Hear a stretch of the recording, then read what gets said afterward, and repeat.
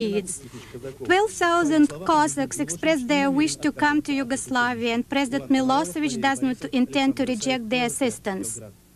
Now coverage of the NATO strikes on Yugoslavia from state-run radio television Serbia News in Belgrade. This portion, which was recorded at 1:30 p.m. Eastern and translated at C-SPAN in Washington, D.C., is about a half hour.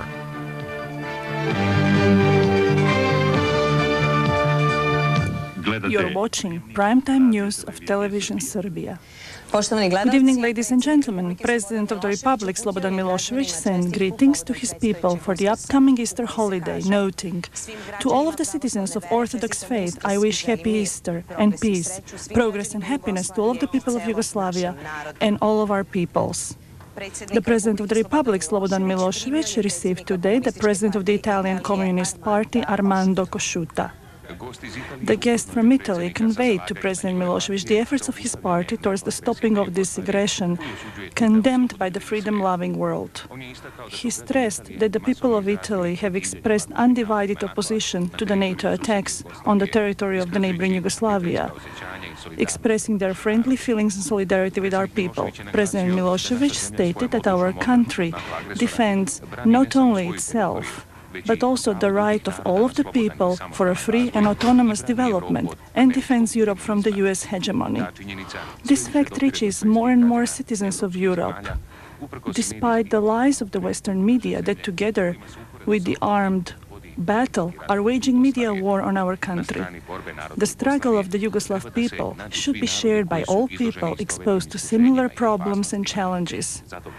That's why the example of our people has a decisive role in the struggle of the progressive forces against the dictates of force, said President Milosevic. The neighborly relations and cooperation between Yugoslavia and Italy are in the interest of both countries. We would like this to be very important to the Italian government, and more important than the membership in NATO, a militant organization aimed at US hegemony in Europe and the world, stressed President Milosevic in his discussion with the leader of the Communist Party of Italy, Armando Cosciuta. The President of the Republic, Slobodan Milosevic, sent greetings to the citizens of Yugoslavia regarding the upcoming Easter holiday, stating, "To all of the citizens of Orthodox faith, I wish peace, happiness, and progress to all Yugoslav citizens and all of our peoples." President Milosevic received today 2 Russian delegations visiting our country. There was a delegation of Russian generals and 1 delegation of Kazakh atamans. He had brief friendly discussions with both of those delegations. President of the Republic, Slobodan Milosevic, received today the Cyprus Parliament President Spiros Kyprianou, stressing that his arrival to our country was motivated by desire to express his support to our friendly nation in these days of a mindless NATO bombardment. Spiros Kyprianou condemned this criminal act against Yugoslavia and against international peace. President Milosevic thanked to the friendly people of Cyprus and to the President Kyprianou personally for this support. The entire freedom-loving world is aware of the danger of this aggressive NATO policy, not merely for our people, but all of the freedom-loving countries around the world, stated President Milosevic. In Yugoslavia, we're defending the law, justice, and freedom from US hegemony, the decisive defense against the American might, and our defense from this technically superior enemy confirms that even at this historic stage will prevail the policy of peace, equality, progress, and freedom for the people of the world over the policy of conquest. Yugoslavia will continue with its peaceful policy and will resist every aggressor that wants to attack it, stated President Milosevic. This meeting was also attended by the President of the Citizens' Council, Mior Miminic, and the Federal Minister of Foreign Affairs, Živatin Jovanovic. On the occasion of the greatest Christian holiday, Easter, President of Serbia, Milan Milutinovic, sent greetings to the Serbian Orthodox Church and all of the Orthodox people, with the wish for the people of Serbia in these very difficult times manage to defend their freedom and live in peace and harmony. Easter greetings were also sent by the President of the Serbian Assembly Dragan Tomic and the President of the Government of Serbia Mirko Marjanovic. The federal government, presided by Momir Bulatovic, proclaimed an immediate humanitarian assistance to the most affected areas of the country in the amount of 20 million dinars. The Federal Ministry of Health and Human Services, together with the government of Serbia and the Yugoslav Red Cross organization, will immediately implement this decision. The federal government agreed to the annex of the agreement with the Russian Federation regarding accrediting goods, which creates all conditions for all of its implementation. At the request of the Chamber of Commerce and other government bodies, the export-import policy has been liberalized. Special quotas are maintained for goods considered to have special strategic significance for the defense of the country. All other goods are subject to peacetime regulations for foreign trade. The Serbian government, at a session presided by Mirko Marjanovic, discussed the overall production, export and the economy under the present conditions. It was stated that all of the government measures for wartime operations are implemented according to the set plans. The full synchronization and unified action of the state organs and economic entities have secured economic stability, stable exchange rate and good market supply. The successful implementation of these measures contributes significantly to the defense of the country and meets the citizens' needs. The spring farming activities are being conducted successfully. Especially important is the high morale of all of the employees who are devoted fully to their tasks. From Moscow, we hear that the Federal Assembly, Duma of Russia, greeted with applause the decision of the representatives of Russia and Belarus have passed a decision on creation of a union with the Federal Republic of Yugoslavia. This announcement was made by the President of Duma, Gennady Seleznyov, after his meeting with the Russian President Yeltsin. The Russian President Yeltsin is determined not to let the Americans to conquer and occupy Yugoslavia. President Yeltsin expressed the unified political will against surrendering Yugoslavia to some NATO characters. If the international community doesn't accept Moscow's proposal for peace, we will undertake other measures, but the aggression and conquest are inadmissible. The West will have to accept its mistake, because this war machinery never works against internal problems of other countries, stated President Yeltsin at today's meeting with the other regional managers. This is a test of the value of the Western democracy. The imposition of principles of force is impossible. NATO may frighten Europe with its attack, but ultimately we will have to sit at the negotiation table, stated President Yeltsin. In the state parliament, Gennady Seleznyov announced also today that President Yeltsin agreed to join Yugoslavia to the Federation of Russia and Belarus. There are already several concrete measures, and President Yeltsin has spoken on the phone to the President of Belarus, Lukashenko, who actively supports the idea of this union of three states. The Russian ministries have received directions to prepare documents for this alliance between Russia, Belarus and Yugoslavia. Gennady Seleznyov, after meeting Yeltsin, stated in Duma that he has informed the President Yeltsin on the details of the situation in Yugoslavia. Duma will also discuss the manner in which the Russian media covered the NATO aggression in Yugoslavia. Decision is underway, according to the statement, that some Russian TV channels, for example NTV, will be sharply criticized for practically siding with the aggressor. The reasons are plenty for this displeasure. Unlike the majority of stations that give objective picture of the Yugoslav events, show the civilian destruction and suffering by this furious aggression, NTV, according to the Yugoslav journalist from Moscow, often comes out with unchecked information, speculations and rumors, and video materials served by the propaganda machine of the aggressor.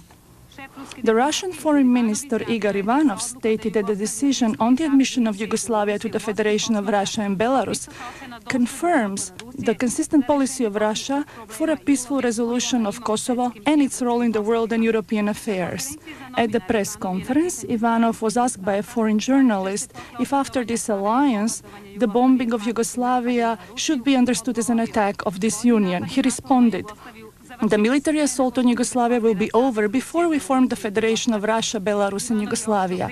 Ivanov sharply criticized NATO striving to impose some kind of international tutelage to Kosovo, citing the Charter of the UN. The latest public opinion in Moscow shows that majority of Russians consider that Moscow has to give to Belgrade the most sophisticated weapons in this situation. At Russia's request, the session of NATO and Russian Council scheduled for April 15th in Brussels has been postponed. Because of the brutal aggression of NATO, Russia has terminated its relations with this alliance, recalling its representative from Brussels.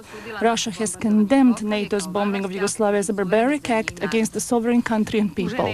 In Geneva, at a session of the Human Rights Commission of UN, 43 non-governmental organizations from 32 countries adopted a joint declaration demanding immediate cessation of the NATO bombing and aggression against Yugoslavia.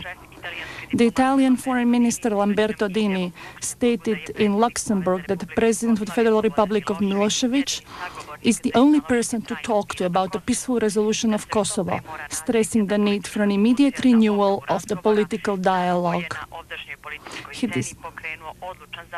He decisively asked for an immediate cessation of the barbaric bombing of Yugoslavia by NATO. Minister Dina stated for the first time openly that the last version of the peace proposal from Rambouillet made it even more remote that such agreement would be signed by the Yugoslav government. The proposal was phrased in a way that was unacceptable to Belgrade. In addition, Dini said, "We don't have the version with the additions that was signed by the Kosovo Albanians, who insisted all along on a referendum on independence after 3 years." While this was not a part of the Rambouillet proposal, a certain phrasing supported that direction, which was certainly unacceptable by Belgrade, specified the head of the Italian diplomacy, Lamberto Dini. In the Parliament of Portugal, the debate on the NATO aggressors on Yugoslavia turned into an uncommon scandal. The presiding had to stop the session because of the replica of the Prime Minister and the opposition, who wanted a complete explanation of the aggression against Yugoslavia. The citizens in the galleries, unsatisfied with the explanation, rose from their seats, placed targets on their chest, chanting, "We don't want war, we are for peace." Last night's attack on Zastava factory in Kragujevac injured 124 workers, causing huge material damage. Protesting this barbaric attack on the factory, several thousand employees gathered today, sending an appeal to the people of the NATO countries. The fascist NATO alliance sowed death last night in Kragujevac. The criminals attacked Zastava factory from Kragujevac. The missiles last night around 1:13 a.m.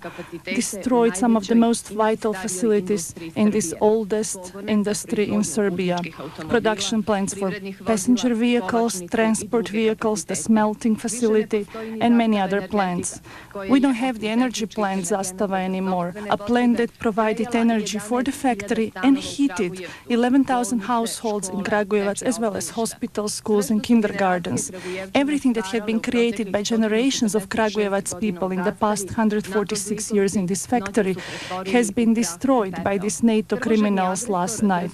The bloodthirsty aggressor attacked this factory, even though these criminals knew that the workers of Zastava will defend this factory with their own lives. Up until this moment, we have 124 injured people, of whom at least 10 of them have been more heavily injured, and they were immediately transferred to the intensive care unit after they were given the immediate assistance on site. Zastava factory was visited today by the Minister of Industry from the Republic, Luka Mitrovic, Branislav Blažić, Minister of Environment, and Mr. Slobodan Tomovic. The site of this attack in Kragujevac Zastava was also seen by representatives of 13 world news agencies. The workers from this factory, their families and citizens of Kragujevac gathered once again in protest against the criminal bombing of the NATO fascists who destroyed In one night, everything the generations had built over the past 146 years. This silent march of a river of people visited the production plants that had until last night their workplaces, livelihood and future for 38 workers and their family members, and for about 60,000 more employees in auxiliary production plants in Serbia. Evil missiles of NATO aggressors bombed last night the Yugopetrol fuel reservoirs in Smederova in the industrial zone of this city on Danube. The firefighting and medical teams reacted instantaneously, fighting the rage of flames throughout the night. Fortunately, there were no human losses except for minor injuries to 3 workers on duty. At 1 a.m., 4 missiles hit the village Pričevići near Valjevo. Material damage is huge. Fortunately, we don't have human losses. One of the consequences of this evil attack on civilian people was also the breaking of power lines between Valjevo and Pričevići. The electric power company teams have been attempting recovery throughout the day. They anticipate that soon it will be operative and all of the villages in the region will have electricity again. So far, this third attempt of this century to destroy the freedom and autonomy of Yugoslavia, in days that faithfully remind us of the sufferings from the beginning and the end of Second World War, shows that the power of united people can stop even an enemy many times mightier than them. In the last 15 days, the aggressor has engaged about 600 planes of US, British and other NATO murderers, of which 450 are combat planes that have committed more than 3,000 sorties, throwing thousands of tons of explosives. There have been 20 other combat carriers and many other auxiliary ones that have sent more than 450 cruise missiles. Even if before the aggression they conceded that Yugoslavia is an opponent deserving respect, the aggressor headquarters in Brussels, commanded by Washington and London, did not expect this resistance or the losses they suffered. Our anti-aircraft defense is acting more and more successfully. Each of our losses they have paid dearly, and they'll pay them even more. The popular courage, dedication and readiness to protect our freedom at all costs and the success of our defense are reflected especially in the high morale and the full unity of our armed forces with all of the social strata. United with their army, people are determined to defend and to overcome this war on their country. The press office of the Pristina Corps announced that an artillery attack from the territory of Albania happened on the border station Košara, accompanied by a simultaneous attempt of a larger group of armed terrorists from Albania to penetrate the territory of Yugoslavia. Border units energetically defended against this aggressive attack, destroying the terrorist group. The state border remains secure. This is a drastic example of border violation by the Albanian regime and cannot be seen as anything but an aggression against our country. The Yugoslav army will persist in defending its borders and will protect the territorial integrity of the Federal Republic of Yugoslavia.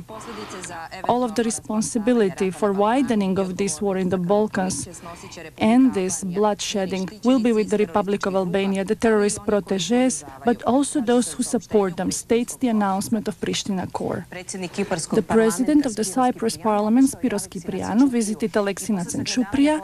After surveying the damage of the NATO bombing, stated, "I deeply regret this crime of the self-appointed moral apostle of the world." More in this report. The president of the Cyprus Parliament, Spiros Kyprianou, accompanied by the president of the Citizens' Council of the Federation, Milomir Minic, the Foreign Affairs Minister Živadin Jovanovic, the president of the Foreign Affairs Council, Ljubiša Ristic, and the Republican Minister of Citizens, Dejan Kovačević, visited the ruins of these houses and apartment buildings in which, according to the latest data, there were 13 citizens of Aleksinac who died. Deeply stirred by this image, Kyprianou stated, "Words are unnecessary, you see it all. I express my condolences and concerns. I immediately have to say that there is no other solution but a peaceful one. The bombing and the aggression should stop immediately so that we can begin a peaceful process. To the Fund for Assistance for Alexei Cipriano contributed personally with 2,500 francs. The distinguished guests visited the town of Chupria on Morava, targeted by the NATO criminals, confirming on the site the evil brought by these murderers. Mr. Cipriano was especially interested in the details of this criminal attack. We will do our best to help, because we also have lived through similar moments in our history. Mr. Cipriano encouraged the families who have lost their houses with the words, "Be courageous, you will build new houses. What has happened here is undeniable." In the discussions between the President of the Assembly of the Council of the Republic of Yugoslavia, Srđan Božović, and the Vice President of the Parliamentary Council of Europe, the Ukrainian academic Boris Olejnik, condemned the brutal aggression of US and its satellite countries on sovereign and independent Yugoslavia. Ukraine and its people are with you, stated Olejnik, stressing that it is equally important to have this media war against the Western media that spread lies, misinformation, manipulations about the aggression on a sovereign country like Yugoslavia. This brutal aggression on our country violates the highest Christian principles regarding the respect of holy sites, stressed in this discussion Srđan Božović. The editorial of Radio Television Serbia aired last night, in which we expressed our awareness that we are the next target of the aggressor, has already received a reply from Brussels. Reuters, citing NATO sources, stresses that the declaration of NATO on a pending bombardment of Serbia TV has been known, but adds that this reaction of our television has caused a great confusion among the NATO members. Political and military leaders of NATO disagreed as to whether the alliance plans to attack Yugoslav TV as part of its bombing campaign against the Kosovo crisis, states Reuters. Few hours after the NATO spokesman declared that the Yugoslav information system is a legitimate goal, another official of NATO had a contradictory statement. Let's be clear, we don't love Serbian TV, but it is not a military target. According to Reuters, this official of NATO clearly denied that NATO plans to bomb Serbian TV, or expressed the ultimatum that Serbian TV give airtime to Western media for their program, as had been suggested by the military representative of NATO, David Wilby, at the Brussels briefing. Reuters also cites the Serbian TV offer to give to NATO countries the 6 hours of airtime if those countries are ready to give the same time to the Serbian TV, with the comment, maybe we would need only 6 minutes for your 6 hours. A senior NATO diplomat in Brussels didn't want to comment on this question, but another one said, so far we haven't heard of this, because we were surprised that the television of Serbia is not on the official list of targets. The General Secretary of NATO, Suzana, stated in a TV interview that he doesn't want to discuss what constitutes a military goal. Reuters stresses that NATO debates behind closed doors about how to silence TV Serbia, noting that some voices consider it a legitimate target while others disagree. As it was stated, NATO alliance is furious by the reports that NATO bombing has caused exodus from Kosovo and by the claims of Belgrade that there is no ethnic cleansing. At any rate, all of this ado around Serbian TV and the attempts to stop its operations clearly prove that for NATO and its allies, truth is the greatest enemy, as well as that this until recently unanimous alliance shows signs of internal dissent. In the government of the Republic of Serbia, there was a meeting today of the main editors of Serbian media and the Minister of Information of the Republic of Serbia, Aleksandar Vučić. It was noted that the media are very important during such an aggression, media that daily pass the test of professionalism and patriotism. The aggressors are surprised by this unified defense of the army and police, as well as of all the media, regardless of their conceptual differences. It is no wonder that they want to destroy them at all costs and stop the truth about their failure. The futile flyers and all other attempts of the aggressors to psychologically affect our people and our state prove the victory of truth and the high professionalism of all Serbian media. The main editors of the media, together with their staff, decided to continue defending the fatherland, both with their words and their lives. Regardless of the threats of the NATO aggressor, these media people will persevere share in their truthful, timeless, and objective information of our people and the world about the evil attacks against our country. The action of defense of Belgrade bridges with living shields continued this evening. This is what our TV team recorded on Branko's bridge.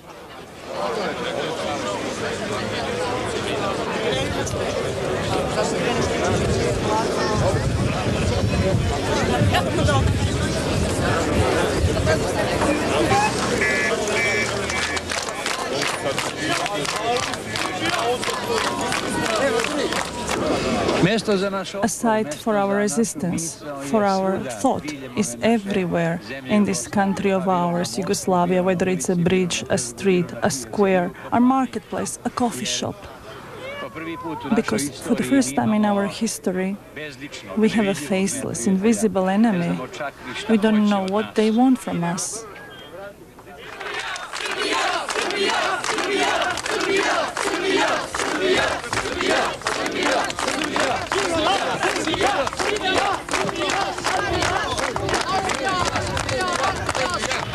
At the Pančevo Bridge, on the 17th evening of the bombing of Yugoslavia, gathered citizens from the Belgrade neighborhoods from the left and right side of Danube to protect with their bodies this vital link from the attacks, from the air attacks of the NATO aggressors. Just as previous nights, they were joined by many public personalities from politics and culture, as well as by music bands. My name is Kozina Drago. I'm a retired man from Zrenjanin. I traveled for 3 hours by bicycle to get to this bridge. Throughout the world, there are more and more diplomatic initiatives to find a political solution of the crisis caused by the NATO aggression against Yugoslavia. There are many appeals for immediate stop of the attacks and warnings of the danger they represent both for Yugoslavia and the region as a whole. In Skopje, the cabinet of the Ministry of Defense announced that a professional Macedonian soldier lost his life while at the border area towards Yugoslavia. The soldier was fired upon, as it was announced, by an unidentified person that had been warned previously to stop. These incidents have become increased since many Albanians attempt illegal entry into Macedonia, and often fleeing Macedonian patrols leave their guns. The most influential Skopje daily, New Macedonia, which is close to the government, published today a dramatic editorial titled The Strategy of Macedonian Suicide, stressing that Macedonia is asked to commit suicide. The paper stresses that the airplane democracy, played for days on the territory of the sovereign Yugoslavia, is spreading throughout the Balkans as a domino, inexplicably. The commentator of New Macedonia is concerned that in this way the West may be preparing the ground for changing the demographic image of Macedonia so as to melt it more easily into a greater Albania. Within the framework of the contact group and the G8 countries, currently is being considered the latest initiative for a political resolution of Kosovo. Announced today, Kostas Simitis, the Greek Prime Minister. He expressed hope that in the next few days there will be the first results from this dialogue leading to a stop of the bombing. Greece has, from the beginning of the Kosovo crisis, consistently sought a political solution of this problem, supporting all initiatives that would lead to peace in Kosovo and the region as a whole. My generation had a good fortune to witness the patriotism of the Yugoslav people during their heroic struggle against the fascists in the Second World War and their determination to fight Stalinist threats. If I were on Clinton's or Blair's place, who have never experienced the war, nor do they know the history and the mentality of these people, I would be much more careful, stated Karolas Papoulias, the president of the Foreign Policy Council of Greek Parliament and former foreign minister in the government of Papandreou. In his interview for the daily Tainea, judging the situation in Balkans as a grave regional danger for Europe, Papoulias spoke about the aggression as a big mistake. Only a dialogue between President Milosevic and the leader of the Kosovo Albanians, Ibrahim Rugova, can bring us back to the negotiation table and stop the tragic bombardment of Yugoslavia, concludes Karolas Papoulias in the interview for the Greek daily Tainea. More than 2 million Deutschmarks is the value of the first contingent of humanitarian assistance, which has been collected by the Friendship Society of the Greeks towards Yugoslavia. There are more than 15 planes with medicine and with food, medicine especially, which is high priority for our hospitals. It should come to our destroyed cities within the next week. This is for all of the people who have been left without homes. Chinese media report about the extension of this evil murder by NATO, stressing that this is a merciless attack primarily of civilian targets. Chinese public is completely abhorred by this brutal aggression against this freedom-loving and peace-loving Yugoslavia. The media point out that the fleeing refugees from Kosovo are direct consequence of NATO. No lies of this propaganda machine from Brussels can hide that. Zemin Zinao says that the Yugoslav government has called upon Kosovo refugees to go back to their homes. United States of America are conducting war against a sovereign state that is not threatening the safety or the interests of the U.S. This is written in Herets, the Israeli paper. Kosovo is the cradle of Serbian culture, is part of a sovereign state of Yugoslavia. The conflict was caused by Albanian separatists seeking independence. The terrorists at first didn't want to sign a document from Rambouillet, but finally they did it under the American threat that unless they do so, they will not get the help and assistance in military means.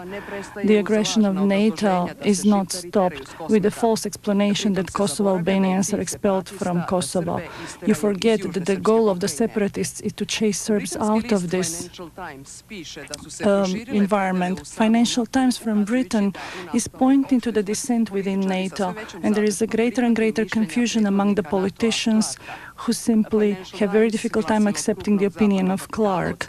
Financial Times, from the seat of the Western capital, expresses that the liberal West has a fiasco in the Balkans. If the goal of these air attacks was to force the government of Yugoslavia to accept the so-called plan of Rambouillet, to decide on the situation in Kosovo, this war has been lost.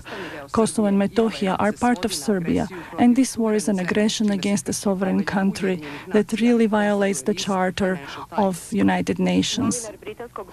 A journalist of the British Independent sends another report from Pristina against the lies of NATO that their bombs had not destroyed this city. The ruins of Pristina are also the place where truth dies. This reporter says, if there are lies, these damning lies and statistics, now the Kosovo war has come to these damning lies. Now we have also accusations that the Serbs from Pristina have not been bombed by NATO, that they have themselves destroyed their houses.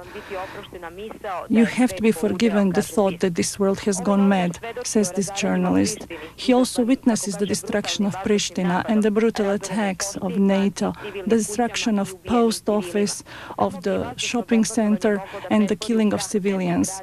Only a NATO bombardment could have destroyed this city and turned it into dust. Only missiles from air could have created these craters in the ruins. Not a single Serb could create this dishonest scene in few hours. He is also sending the message to the Serbian people to tell their story to the world, and thus he concludes his report. The journalist from Independent. The escalation of this civil aggression against Yugoslavia shows more and more the differences within the alliance. Has been stressed by many Western analysts. Already we are talking about two different poles. Within one of them, there are the Americans and the British. The rest are in the other poles. The Europeans are quite clear now that the essence of the American plan to rescue Kosovo is to destroy the sovereign Yugoslavia in order to hide the mistakes and the dissent within NATO. In order to save whatever can be saved, the NATO goes towards a dirty propaganda war, many lies and disinformation. The West is already creating the greatest list of the lies within NATO. Some of them, they say, this is the spokesperson Jamie Shea in Brussels. Others think it's Tony Blair. But most of them agree that this is Robin Cook who is the main culprit. The American General Wesley Clark is trying to pacify his public with the discovery that his country has decided to degrade Serbia. The professor of political sciences from Milwaukee University and one of the experts for nuclear arms, Mr. Thomas, stresses that this aggression against Yugoslavia violates international law and the Charter of the UN. This aggression has violated the charters of NATO as well as the Helsinki declarations that guarantee the borders of European countries. One of the main problems is that the so-called agreement from Rambouillet also violates the Vienna Convention against international law that prohibits blackmailing of state to sign an agreement. And Serbia, indeed, was asked to sign an agreement under the threat of NATO bombs and missiles.